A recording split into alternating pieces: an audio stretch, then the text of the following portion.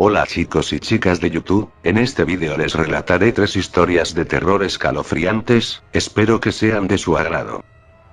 Recomendaciones. Ver el vídeo de preferencia solo, en total oscuridad, usar audífonos para dar realismo. Atrapada en el subterráneo. Paula había bebido más de la cuenta por lo que aquella noche regresaría temprano a casa.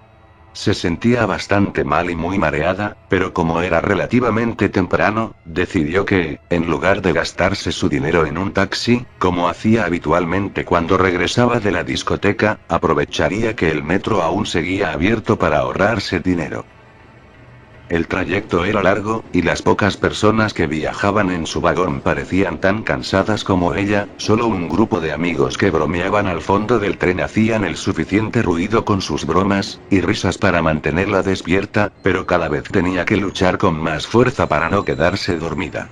Por desgracia, en la siguiente estación tenía que hacer un transbordo, así que se bajó y tras caminar por los pasillos de la estación llegó al andén en el que abordaría el metro que la llevaría a casa. El cartel luminoso avisaba que el próximo tren tardaría 6 minutos en llegar, por lo que Paula decidió esperar sentada en uno de los bancos junto al andén. El silencio y la soledad de esa estación provocaron lo inevitable, y a pesar de sus esfuerzos se durmió y casi sin darse cuenta se recostó en el banco usándolo como si fuera una cama. Era tan profundo su sueño provocado por la borrachera que cuando pasó el último metro de la noche ni siquiera lo sintió pasar. Hasta pasada más de una hora no se despertó, por suerte la borrachera parecía haberse esfumado parcialmente tras dormir, pero algo parecía no ir bien. El cartel que avisaba la llegada del próximo tren estaba apagado, y al mirar la hora en su teléfono móvil se dio cuenta que eran casi las 2 de la mañana. Asustada empezó a subir las escaleras mecánicas de la estación, que ya estaban apagadas, para salir de allí.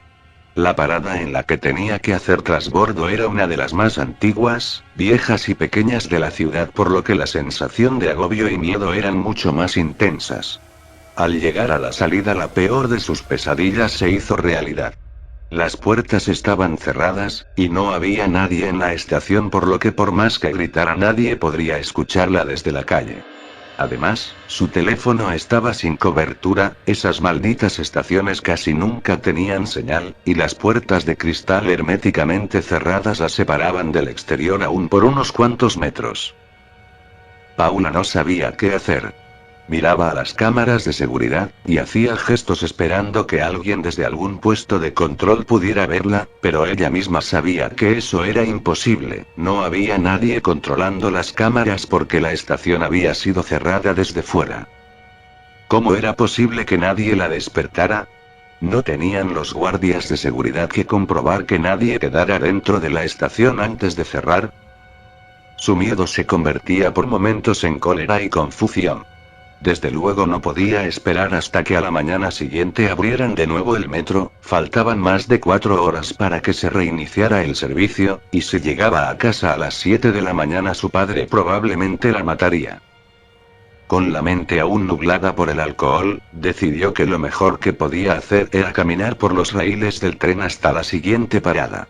El camino era oscuro y realmente tétrico, pero sabía que su destino no estaba muy lejos y gracias a la luz del flash de su teléfono podría alumbrar el camino. La siguiente estación era una de las más importantes, con gran cantidad de líneas, y recientemente había sido remodelada, por lo que estaba segura que allí podría encontrar a alguien que le permitiera salir a la calle donde abordaría un taxi. La idea parecía muy buena, pero a la hora de la verdad recorrer aquellos túneles era realmente escalofriante, un silencio casi sepulcral hacía que hasta la más leve de sus pisadas resonaran con el eco de las paredes. Se podían escuchar los chirridos de las ratas y el goteo de algunas zonas en las que parecía que había leves escapes de agua. Sus pasos eran cortos, y se detenía a menudo a escuchar porque sentía como si alguien la observara desde la oscuridad. El miedo la invadía y paralizaba por momentos, pero ya era demasiado tarde para volverse atrás, debía estar casi a mitad de camino cuando unas voces la alertaron. Por un momento pensó en gritar para que supieran que estaba allí, pero decidió ser cauta y apagar la luz de su teléfono mientras se escondía en un estrecho pasillo que había en un lateral del túnel. Mientras permanecía escondida y en silencio, pudo ver la figura de dos hombres bastante corpulentos, sus ojos cada vez se adaptaban más a la escasa iluminación de las luces de emergencia que había cada muchos metros en el túnel. Ambos parecían discutir acaloradamente por un cartón de vino, y a escasos metros de donde se encontraba Paula comenzaron los empujones y golpes. El más grande de ellos le propinó un puñetazo que tumbó al otro, y gloriosamente alzó su trofeo mientras de un trago se bebía casi la mitad del contenido del cartón de vino. El más pequeño enfurecido sacó un cuchillo de la espalda, y se lo clavó repetidamente en el cuello a su rival. Realmente se ensañó con su cadáver y a pesar de la poca luz, Paula pudo ver con claridad cómo tenía toda la cara manchada de sangre. Recogió el poco vino que quedaba y se lo tomó de un trago. Paula estaba temblando del miedo, no se atrevía ni a respirar y desde luego mucho menos a moverse. Si estaba lo suficientemente quieta, tal vez el vagabundo asesino se iría de allí sin verla. Pero la casualidad no se quiso aliar con ella, y justo cuando el asesino se daba la vuelta para marcharse del lugar, la batería de su teléfono la delató. Un incesante pitido advirtiendo que la carga estaba a punto de agotarse comenzó a sonar, y el vagabundo se giró de inmediato. ¿Hay alguien ahí? Puedo escucharte, sal inmediatamente o te rajo. La pobre chica se quedó petrificada, y no sabía cómo actuar mientras el asesino se acercaba a ella. Por instinto decidió tirarle el teléfono con tan mala puntería que este pasó por encima del vagabundo, y golpeó la pared del fondo. Él, que todavía no había visto a la chica, escuchó un ruido a su espalda y se giró, momento que aprovechó Paula para salir de la oscuridad, y empujarle a la vez que salía corriendo. El vagabundo enfureció de tal manera que no dejaba de gritar e insultar a Paula, se levantó y comenzó a perseguirla por los túneles. Ella no era una buena deportista, pero el miedo se apoderó de sus piernas y le dio fuerza para correr dejando atrás los zapatos de medio tacón que llevaba aquella noche, sus pies se ensangrentaron mientras corría sobre la gravilla y guijarros del suelo del túnel. Sin embargo, el miedo era más fuerte que el dolor y no se detuvo a pesar de que en varias ocasiones estuvo a punto de caerse al tropezar por culpa de la casi total oscuridad de su ruta de huida. Al llegar a la estación, Paula ya había logrado sacar unos cuantos metros a su perseguidor, y subió al andén para adentrarse en los pasillos que la llevaban a la salida del metro.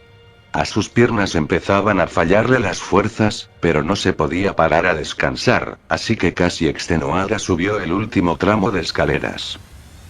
Lo que vio allí le heló la sangre, la estación estaba al igual que la anterior cerrada y no parecía haber nadie, comenzó a gritar desesperada, a gesticular a las cámaras y golpear las puertas.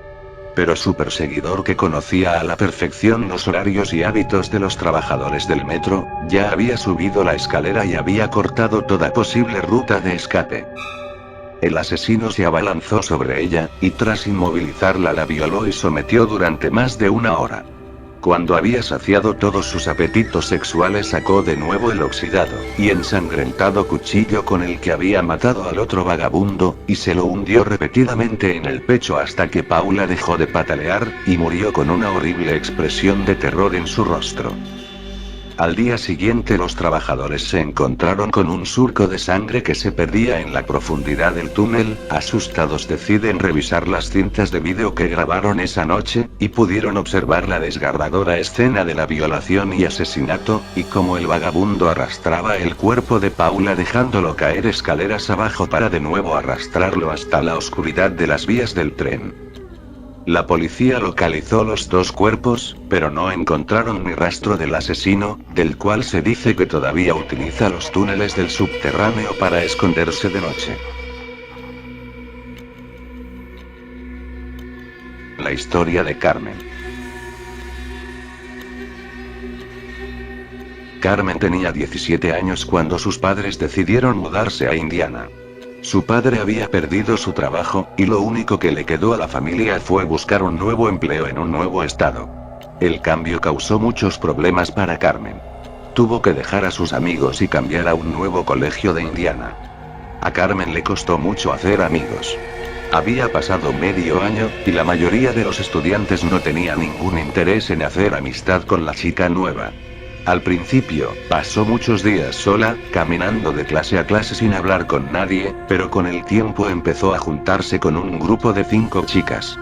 Carmen pensó que estas eran sus nuevas amigas, pero no tardó mucho en descubrir que habían estado hablando de ella a sus espaldas, y difundiendo rumores falsos. Cuando se enfrentó a ellas, las chicas comenzaron a intimidarla todos los días, haciendo su vida miserable. Empezaron a llamarla con diferentes apodos, pero luego la cosa se puso mucho peor. Un día, dejó sus pertenencias en el aula durante el recreo. Cuando regresó, encontró que alguien había cogido un rotulador y escrito insultos en sus cuadernos. Otro día, ella abrió su bolso y descubrió que alguien había vertido yogur en el interior. A veces, se encontraba su taquilla destrozada. El colmo llegó cuando se puso su abrigo para salir al recreo y encontró que alguien había rellenado de caca de perro sus bolsillos. Allí y entonces, Carmen decidió que no podía aguantar más. Planeaba quedarse esa noche, después de la escuela y decirle a su profesor lo que había sucedido. Desafortunadamente, llegó demasiado tarde para salvar su vida. Después de la comida, su profesora anunció que la escuela iba a realizar un simulacro de incendio. Cuando sonó la alarma, Carmen y los otros estudiantes salieron de las aulas y se reunieron en el patio exterior. Aprovechando un despiste de los profesores, la cuadrilla de 5 chicas decidió que era una gran oportunidad para avergonzar a Carmen delante de toda la escuela. Se acercaron donde estaba parada, cerca de un desagüe de alcantarilla abierto, y comenzaron a increpar a la pobre chica, empujándola hacia la boca abierta. La pobre Carmen tropezó y cayó de cabeza a la alcantarilla. Cuando vieron que caía, las chicas empezaron a reírse y cuando los profesores llamaron a Carmen, gritaron, «Está abajo en las cloacas». Todos los otros estudiantes comenzaron a reírse. Pero cuando los profesores miraron en la alcantarilla y vieron el cuerpo de Carmen en el fondo con el barro y los excrementos, la risa se detuvo abruptamente. Su cabeza estaba torcida en un ángulo extraño y su rostro estaba cubierto de sangre. No se movía. Ninguno de los profesores pudo hacer nada por ella. Carmen estaba muerta. Cuando la policía llegó y bajó a la alcantarilla, determinaron que se había roto el cuello.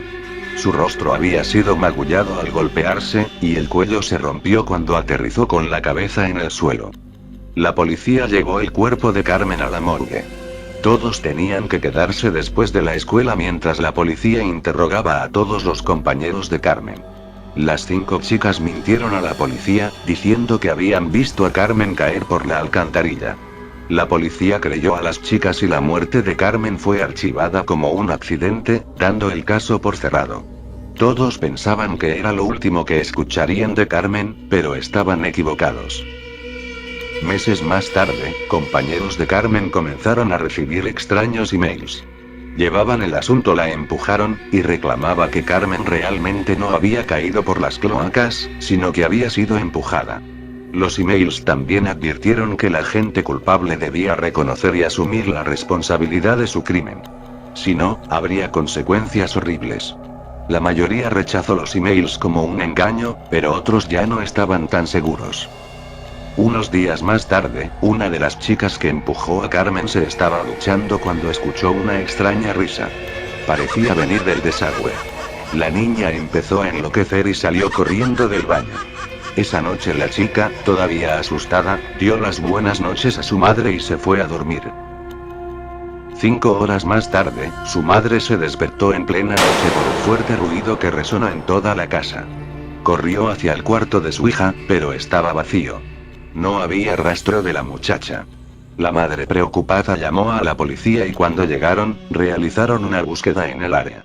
Finalmente, descubrieron los restos de la chica. Su cadáver yacía en la cloaca, cubierto de lodo y excremento. Su cuello estaba roto y su rostro había desaparecido. Había sido rasgado. Una por una, todas las chicas que empujaron a Carmen ese día fueron encontradas muertas. Todas habían sido asesinadas exactamente de la misma manera y todas estaban en el mismo lugar. En la misma alcantarilla destapada donde Carmen había encontrado su final. Pero el asesinato no se detuvo ahí. más compañeros de Carmen fueron encontrados muertos. Parecía que cualquiera que no creyera que Carmen había sido empujada, era susceptible de aparecer muerto. Dicen que el fantasma de Carmen aún busca venganza, cazando a cualquiera que no crea su historia. ¿Tú, la crees?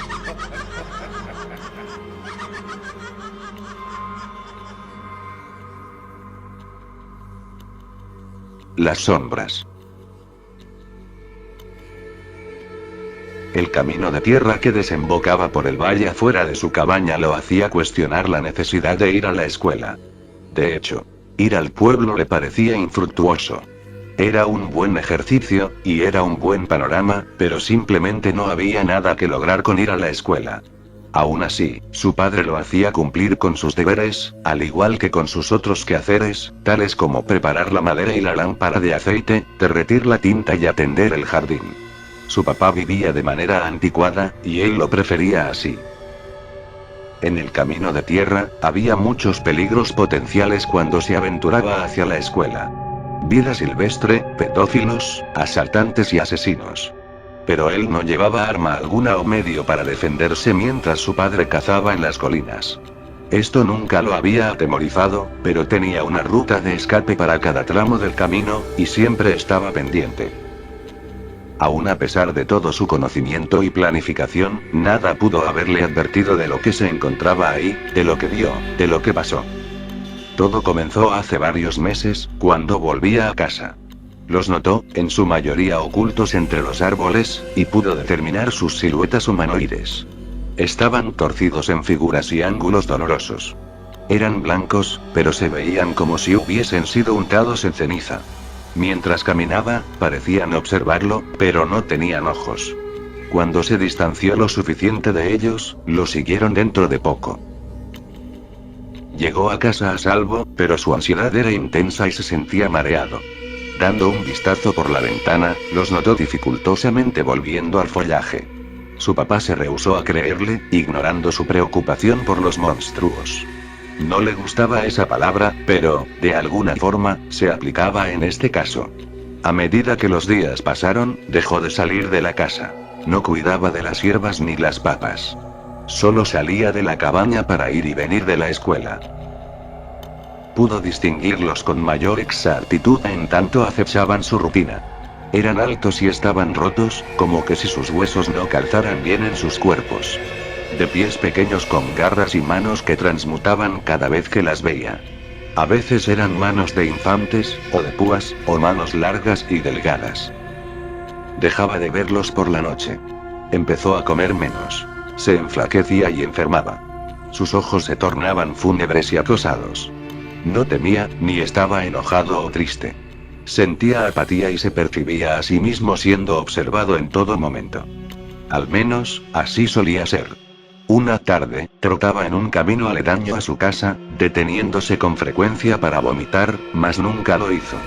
Cuando escuchó a la tierra siendo pisoteada a solo unos metros detrás de él, sin otro motivo que para seguir la corriente, se giró y les dio la cara.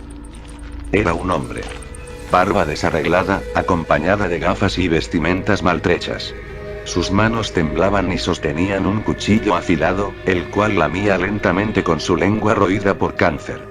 El niño se echó hacia atrás al instante.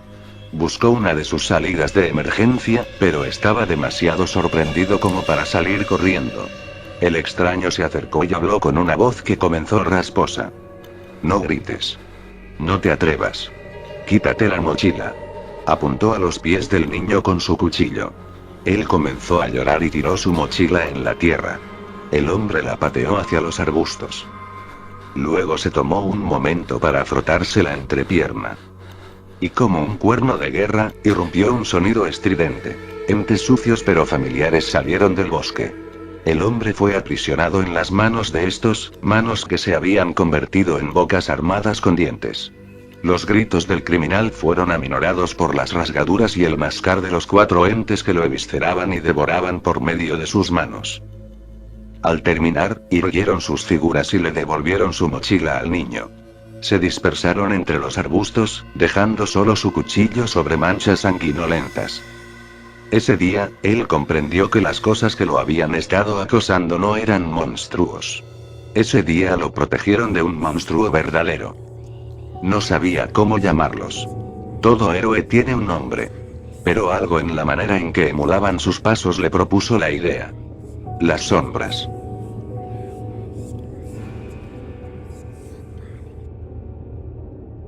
Si el vídeo te gustó, dale like y suscríbete para más.